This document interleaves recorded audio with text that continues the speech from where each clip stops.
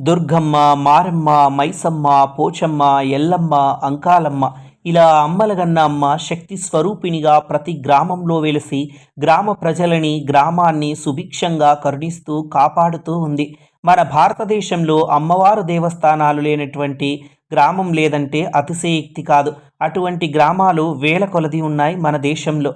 అటువంటి గ్రామ దేవతల గురించి తెలుసుకునే ప్రత్యేక కార్యక్రమమే గ్రామదేవత స్పెషల్ ప్రోగ్రాం.